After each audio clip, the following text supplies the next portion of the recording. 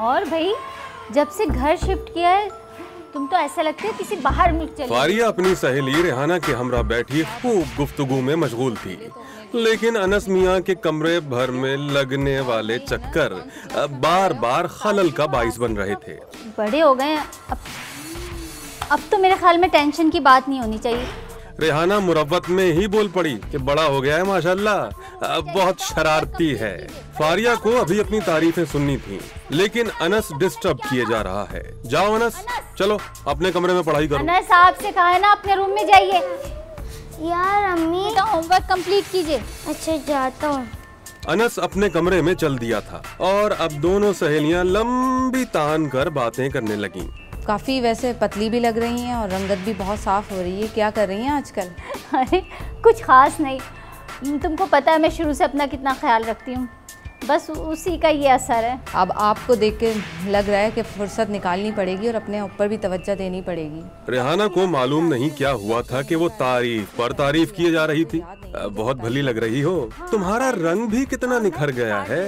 क्या खा रही हो आजकल?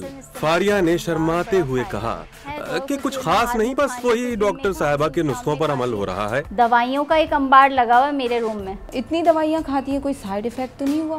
नहीं कोई साइड इफेक्ट्स नहीं। तुम्हें मुझ में कोई साइड इफेक्ट्स नजर आ रहे? मुझे तो बहुत गुड लुकिंग लग रही हैं, बहुत स्मार्ट लग रही हैं।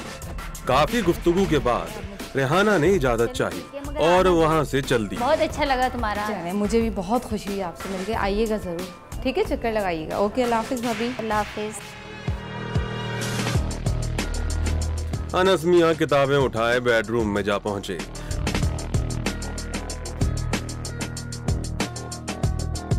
लेकिन पढ़ाई में दिल नहीं लगा तो नोटबुक एक तरफ रखी और किचन में जा पहुंचे। अम्मी की मीठी दवाएं जो खानी थीं। अनस ने अभी दवा डाली ही थी कि अम्मी की आवाज आई। अनस। जी अम्मी। अनस जी आया। कहाँ हो तुम अनस? आया।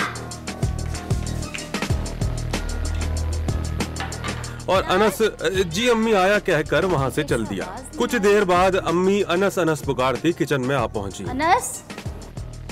कप धोते हुए एक फोन कॉल पर ध्यान गया और फोन पर बातें करने लगी। हाँ क्या हाल है? अच्छा एक मिनट होल्ड करो यार, मेरी ना टाइम हो गया दवाई का। ठीक है मैं दवा खा रही। अच्छा बात कर रहे हो, चलो ठीक है। बातें करते हुए फारिया ने बेध्यानी में पहले से मौजूद दवा में मजीद दवा मिलाई। यार बताना तो चाहिए था ना। और हलक से नीचे उतार दी। आज फारिया ने दवा का जायका कुछ अजीब सा महसूस किया था, लेकिन वो इसके जायके को नजरअंदाज करते हुए फोन पर बात करती हुई किचन से बाहर निकल गई। इस बात को शाम और शाम से रात हुई।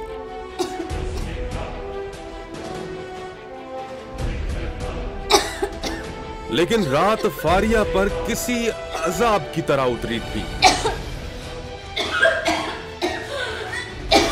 उसे किसी करवट भी चैन नहीं आ रहा था।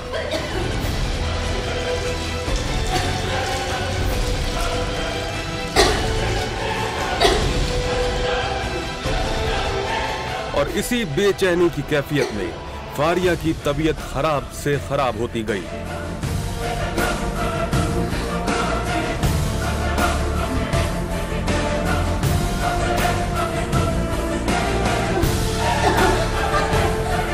और फिर यूं हुआ कि फारिया मौत का शिकार हो गई।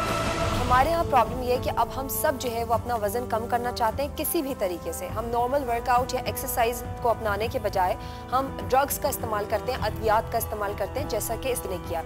इन अद्वियात के साथ ये है कि ये आपकी भूख को कम करती है, ये आपके मेटाबॉलिज्म को बढ़ाती हैं और साथ ही साथ ये आपके न्यूट्रिएंट्स की जो एब्जॉर्प्शन है उसको कम कर देती है।